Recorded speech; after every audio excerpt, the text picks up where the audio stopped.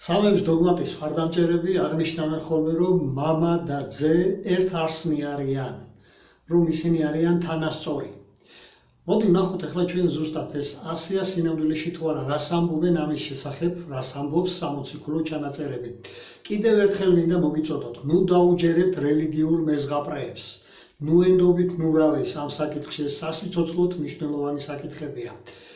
და მე არც იმას არ გეუბნებით, რომ მე მენდეთ ესე ჰაერზე თქო. დაუჯერეთ თქვენ საკუთარ თვალებს, ამიტომ ვაკეთებ ამ ჩანაწერებს, რომ ნახოთ პირველი წყაროები. თქვენს ბიბლიაში მოძებნეთ, ისწავლეთ მოძებნა ამ კონკრეტული მუხლების, შემდეგ სცადეთ, რომ საკითხულიდან გამოიტანოთ აზრი, დააკავშიროთ ამ მთავარ აზრებთან და დაუჯერეთ თქვენ საკუთარ თვალებს, თქვენ საკუთარ ბიბლიებს, სამოციქულო ჩანაწერებს, პირველ წყაროს, სხვას ნურავის ნუღაენდობით. მოდი დავიწყოთ იმით, თვითონ ორი პიროვნების შესახებ, აი როცა ვამბობთ ხოლმე, რომ ორი პიროვნება გაჭრილი ვაშლივით გვანან ერთმანეთს. ვინ არიან ხოლმე ასეთი პიროვნებები? ვიზე ვამბობთ ხოლმე ასე? ვამბობთ ხოლმე ტყუპებზე, ძმებზე, ხო? იესოს არსად არასოდეს არ უთქვამს, რომ ღმერთი ძმა იყო მისი ტყუპის ცალი. იესო ყოველთვის ამბობდა, რომ ღმერთი მამა იყო მისი და რომ თვითონ ძე იყო. ყოველთვის ამას ამბობს ყველგან, მთლიან სახარებებში, სადაც კი ნახავთ. რატომ იყენებს თვითონ ბიბლია ამ წოდებებს მამა და ძე? იმიტომ რომ ასეა, მამა სიცოცხლის დასაბამი, ის არის სიცოცხლის წყარო, ყველაფერს ის აძლევს სიცოცხლეს, მათ შორის ძეს მამები აძლევენ სიცოცხლეს, ოჯახებში ხო ასეა, ადამიანებში. ამიტომ არის ეს აზრი ზუსტად მოცემული, ადვილად ავიქვათ. და რადგან ძნელად ესმით ადამიანებს და მაინც ცდილობენ, რომ ერთ არსნი არიანო, თანასწორნი არიანო, ამაზე მოვიყვანოთ მოდით დეტალები სამოციქულო წერილებიდან. მაგალითისთვის ნახეთ სახარება იოანესი, ეს რიგით მეოთხე სახარება ახალ აღთქმაში, ნახეთ მეათე თავი, 36 მუხლი. აქ იესო ხაზს უსვამს კვლავაც იმას, რომ მე ვარო ძე, მე მამა არა ვარო, ძე ვარო, გვიხსნის. შემდეგი ნახეთ ამავე სახარებაში, იოანეს სახარებაში, მე-20 თავი, მე-17 მუხლი. აქ იესო კვლავ ხაზს უსვამს იმას, რომ უზენაესი მისი მამა არის და რომ ის მისი ღმერთია, და რომ ის ღმერთი ჩვენი ღმერთიცაა, რომ იგივეა მისი ღმერთი და ჩვენი ღმერთი ერთი და იგივე ღმერთია და რომ მისთვისაც მამაა და ჩვენთვისაც მამა არის. ამას უსვამს ხაზს იოანეს 20:17-ში. ასევე თანასწორნი არიანო, ეს ამ აზრს რო იყენებენ ხოლმე ხშირად. მოციქულებმა ამაზეც მოგწეს ჩვენ ჩანაწერი, ნახეთ, თუ ნახავთ ახალ აღთქმაში, ნახეთ ფილიპელთა, ასეთი წერილია, ფილიპელთა მიმართ. აი ეს წერილი ნახეთ, მეორე თავი ნახეთ, აქ მეოთხე მეხუთე მუხლებში საუბარია თვითონ თავმდაბლობაზე, თუ რატო უნდა ვიყოთ თავმდაბლები და როგორ უნდა ბაძავდეთ იესო ქრისტეს ამ მხრივ, მაგრამ მიაქციეთ ყურადღება მე-6 მუხლს. აი ამ ფილიპელთა მიმართ წერილში მიაქციეთ ყურადღება მე-6 მუხლს. აქ ხაზს უსვამენ მოციქულები იმას, რომ იესოს ფიქრად არასოდეს მოსვლიაო ესეთი აზრი, რომ ის ღმერთის თანასწორი იყო. თვითონ იესოს არ მოსვლიაო, ეს ფიქრადაც კიო. ეს აზრი წერია სიტყვა-სიტყვით, შეგიძლიათ ნახოთ. მაშვის მოვიდა ფიქრად ეს მოვიდათ განდგომილ ქრისტიანებს, რომლებმაც მე-4 საუკუნეში ჩამოაყალიბეს აი ეს შვიდ მსოფლიო კრებაზე, ჩამოაყალიბეს ეს დოგმატიკა სამების შესახებ. მათ მოვიდათ ეს ფიქრად. მანამდე ასეთი მსგავსი აზრები არ არსებობდა ადამიანებში. დებით, პირველ საუკუნეში მით უმეტეს, აგერ პირველი საუკუნის ჩანაწერია. წყარო, სამოციქულო ეკლესია და ნახეთ, რომ ფიქრად არავის მოსვლია, უფრო მეტიც რაც წერილი წაიკითხეთ, მთლიანი კონტექსტში ნახეთ. და აქ მე-9 მუხლში ხაზი ესწრება, რომ თვითონ ზეციერმა მამამ იესოს ამ თავმდაბლობისთვის, რომელიც მან გამოავლინა, მისცა ყველაზე უდიდესი სახელი აი ეს ზეცაში და ის მთელი სამყაროს მართველად დანიშნა. აქ ამაზეა საუბარი, მაგრამ მიაქციეთ ყურადღება ბოლოში მე-11 მუხლს. რა არის აი ამ მე-11 მუხლში ყურადსაღები, მნიშვნელოვანი დეტალი მე-11 მუხლში, რომ სწორედ ამ იესო ქრისტეს მეოხებით, იესო ქრისტეს სახელით უნდა განვადიდოთო ჩვენ, არა იესო ქრისტეო და არა ძეო, არამედ მამაო. აქ ამას უსვამს სამოციქულო ეკლესია ხაზს და ამიტომ ნახეთ ეს. და ყოველთვის ხაზი ესწრება იმას წმინდა წერილებშიც, რომ იესო არასოდეს არ ყოფილა თანასწორი მამის, რომ ის მამა ყოველთვის აღმატებული იყო მასზე. მოდი მორიგი ისიც ვნახოთ, აგერ სახარება იოანესი, ნახეთ კვლავ იგივე სახარება.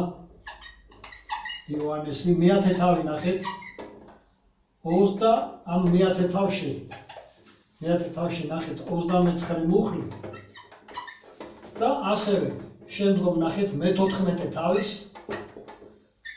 28 მუხლი. აი ამ მუხლებში რაზეა საუბარი გითხრათ. როდესაც ვიტყვით ხოლმე რა არის სხვაობა? სხვაობა რა არის თანასწორსა და დიდს შორის? ხო არის სხვაობა თანასწორებსა და დიდს შორის? თანასწორები არიან თანასწორები, მაგრამ როცა საუბარია დიდზე, ის არის დიდი, სრული ამ სიტყვის მნიშვნელობით. ამ მუხლებში იესო სწორედ ამას ამბობს, რომ ის ღმერთის თანასწორი კი არა, რომ მამა მასზე დიდია, თავად ამბობს ამას. ამიტომ დაუჯერებთ თვითონ იესოს და ნუღა დაუჯერებთ რელიგიურ მეზღაპრეებს. ნახოთ შემდეგი არგუმენტი. მამა არის ყოვლისმცოდნე. უზენაესი ყოვლისმცოდნე, ამაში ყველათან ხდება ეს. გასულ ლექციაში სლათ ვისაუბრეთ და თუ არ მოგისმენიათ, შემოდით და მოისმენთ გასული ლექციებიც. ყველათან ხდება იმაში, რომ ღმერთი ყოვლისმცოდნეა, მაგრამ იესო ყოვლისმცოდნე არ ყოფილა. მას დასაწყისი ჰქონდა და შესაბამისად მას ცოდნაც უნდა მიეღო ეტაპობრივად. აქ ზუსტად ამის თაობაზე საუბრობს, თუ ნახავთ თქვენ მორიგი სახარება ნახეთ, იგივე იოანეს სახარება, აი აღარ დავწერ ეს სახარება იოანესი, დავწეროთ ეს დეტალიც, მერვე თავი ნახეთ, 29 მუხლები და იგივე იოანეს სახარებაში ნახეთ მე-12 თავი, 49 აი ამ მუხლებში იესო საუბრობს იმაზე, რომ ზეცაში როცა იყო, სანამ ის დედამიწაზე ადამიანად იქნებოდა გამოგზავნილი, ხო? სანამ ადამიანად მოვიდა ზეცაში, მან მამასთან გაიარა ტრენინგი მამის მხრიდან, ანუ მამამ მისცა ცოდნა, მამამ ასწავლა დედამიწაზე რომ მოვიდოდა ჩვენთვის რა უნდა ეთქვა და როგორ უნდა ეთქვა. გასაგებად ამბობს აქ იესო. ნახეთ რას ამბობს თვითონ იესო, იესოს მოусმინეთ და იესოს დაუჯერეთ.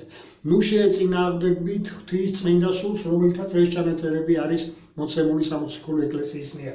ნახოთ შემდეგი, ვადები და დროები. ჩვენ ვიცით რომ უზენაესზე დრო არ ახდენს გავლენას, იმიტომ რომ მან შექმნა, როცა შემოქმედებითი პროცესები დაიწყო, ის ქმნიდა დროებსაც, ხო?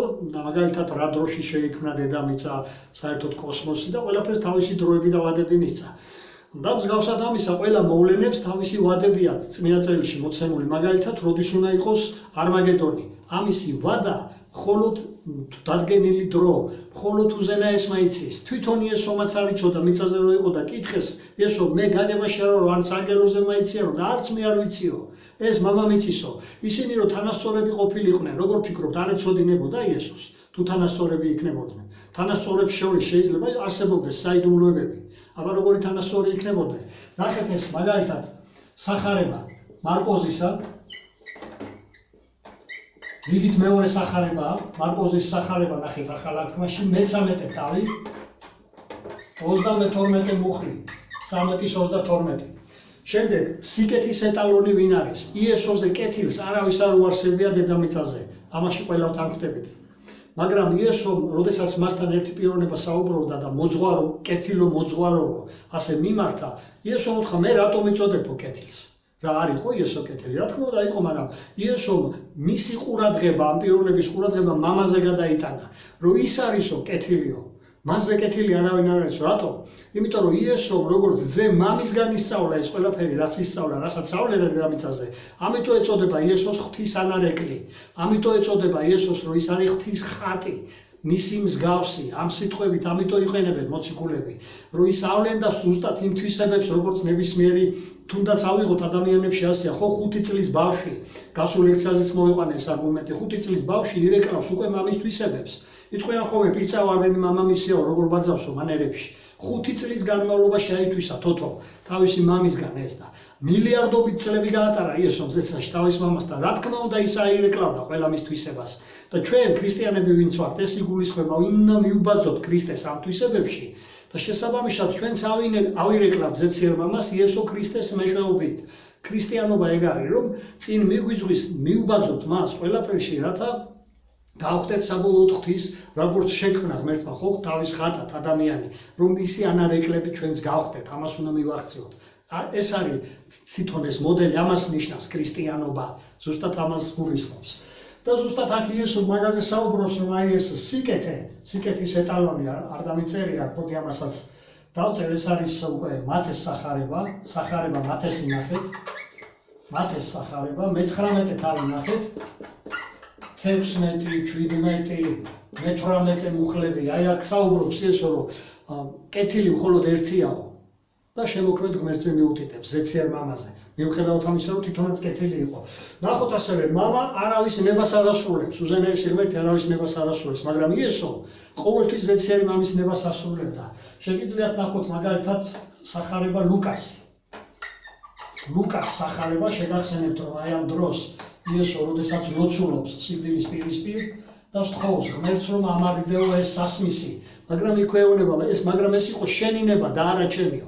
ისინი თუ დანასწორები იქნებოდნენ, ერთი ნება ექნებოდათ, მაგრამ იესოს თხოვს, რომ შენი ნება იყოს და არა ჩემი. და იგივე შეგიძლიათ ნახოთ მაგალითად იოანეს სახარებაში მე-6 თავის 38 მუხლში. და ამავე დროს გახსოვთ მამაო ჩვენოს ლოცვა, ჩვენს გვასწავლებს, როცა ლოცულობთ, ასე ილოცეთ, იყოს ნება შენი და არა ჩემი, ხო? შენი ნების სამებრო. ამას უსვამთ ყოველთვის ხაზს. პეტრე და 60 ქულო ეკლესია ყოველთვის ამახვილებდა ყურადღებას იმაზე, რომ გავსხვალდებიან მამა და ძე. აგერ პეტრეს წერილი ნახეთ და მოусმინეთ ამ საფრთხო ეკლესიას.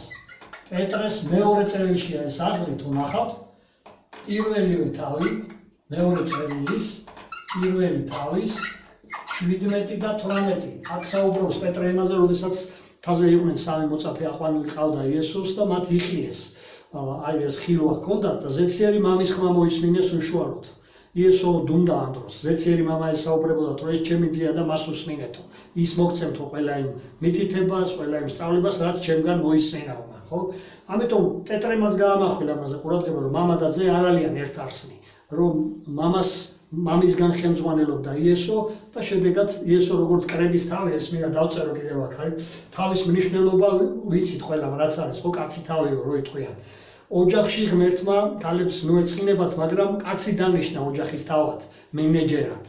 კაც ჩააბარა ოჯახი, როცა ეს პირველი ინსტიტუტი შეიქმნა ოჯახის. ამავე დროს ქრისტეს უნდა ემორჩილებოდესო კაცი, ხოლო ქრისტიანული კრება ეკლესია, რასაც ვიძახით ეს სიტყვა, უნდა ემორჩილებოდეს ქრისტეს. მაგრამ ქრისტე ემორჩილებაო მამას. ეს ადგილი შეგიძლიათ ნახოთ კორინთელების წერილი ნახეთ. კორინთელთა 2 წერილია. ახალ აღთქმაში ნახეთ პირველი წერილის მე-11 თავის მესამე მუხლი. ეს არის სტრუქტურას ვინ ვიზია მაღალი ჩამოყალიბებულია ქმარი ძოლზე, ქმარზე მაღალია ქრისტე, ანუ ქრისტიანულ კრებაზე მაღალია ქრისტე, ხოლო ქრისტესზე მაღალი არის უზენაესი ღმერთი, ზეციერი მამა. ეს სტრუქტურა აქ მოცემული და ასევე ამავე კორინთელების წერილიდან ნახეთ. კორინთელების წერილი პირველი წერილი კვლავაც მე-15 თავი 27 მუხლები.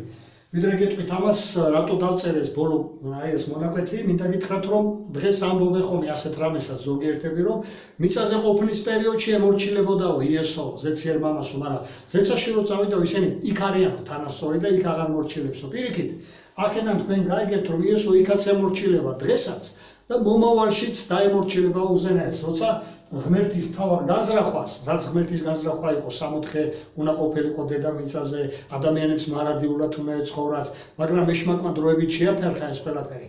აი ამას ყველაფერს აღადგენს ღმერთი, ოღონდ იესო ქრისტეს მეშვეობით და მისი სამეფოს მეშვეობით. და როცა სისრულეში მოიყვანს ქრისტე ამ ყველაფერს და ღვთის თავდაპირველ განზრახვას, აი ამ მთელ პლანეტას გადააქცევს 64-ით, და მხოლოდ ღვთის მმართველობა გაიქნება, კვლავ გადაეცემა ყველაფერი ღმერთს, თავის მამას გადასცემსო ყველაფერს და თვითონ ძეც კვლავ დაემორჩილებაო მამას. აი ამ 22 მუხლშია ეს აზრი. სწორედ ამას გულისხმობს ანი და ჰოე, რო იტყვიან ხოლმე ალფა და ომეგა, კონტექსტს დაუკვირდით, მათ გამოცხადების ბოლო თავშია 21 თავშია. მესამე მუხლიდან მერე ეს ჩათვლით, წაიკითხეთ ეს კონტექსტი და მე-6-ში მახვილება, როცა ამბობს ალფა და ომეგა, ანი და ჰოე რას ნიშნავს?